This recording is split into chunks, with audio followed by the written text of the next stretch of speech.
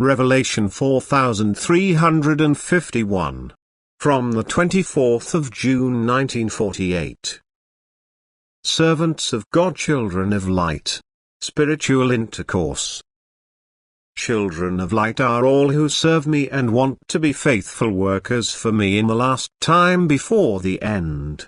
And they are also looked after and guided by light beings on all their paths. Therefore they will also certainly reach their aim, and their work will also be successful. But their mission is of utmost importance, and therefore it cannot be carried out by a person who has not yet attained the maturity of soul which is necessary in order to be able to receive my word in contact with me. My servants must indeed take the same path on earth, that is, they must likewise attain maturity of soul in free will. They must overcome matter, that is, they have to be purified through suffering and strokes of fate, and thus travel a difficult path as a human being until they attain the maturity which makes them suitable for their mission. Yet their souls are will-dotting, and the desire for the spiritual kingdom is particularly strong in them, and thus they can also be granted help from the spiritual kingdom which will accelerate their ascent. And every one of my servants has his guide who, full of love and devotion, looks after him, who guides him and influences his thoughts, who constantly takes care of him and tries to impart spiritual wealth to him, at first mentally, until the connection with the spiritual kingdom has been established such that the light beings can express themselves audibly according to my will.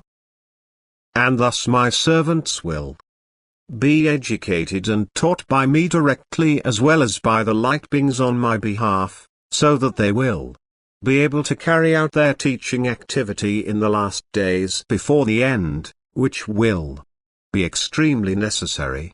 For humanity will long for truth in view of the great adversity which will befall the earth, and only my servants will be able to give the pure truth, because they, as children of light, know the truth themselves and are now also able and will-dotting to impart it in order to help their fellow human beings in their love whose great spiritual adversity they recognize.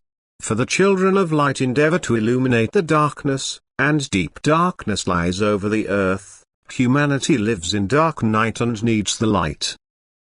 And thus the spiritual world is diligently active in order to make use of the connection with earth, which is established through my servants, in order to bring the gospel to people through their mouths, which is why my servants must therefore also constantly be ready to be a speaking organ for these light beings, just as I myself also want to speak through them where the desire for me is so great that I want to express myself.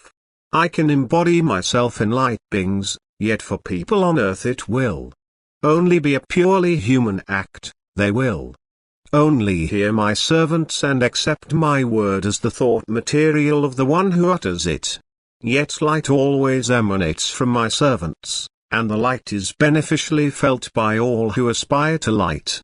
These will also recognize my word as the voice of the Father from eternity. It will not remain without impression, and thus souls will still be saved through the love of my servants on earth before the end will come, and therefore I bless my servants as well as their activity. Amen.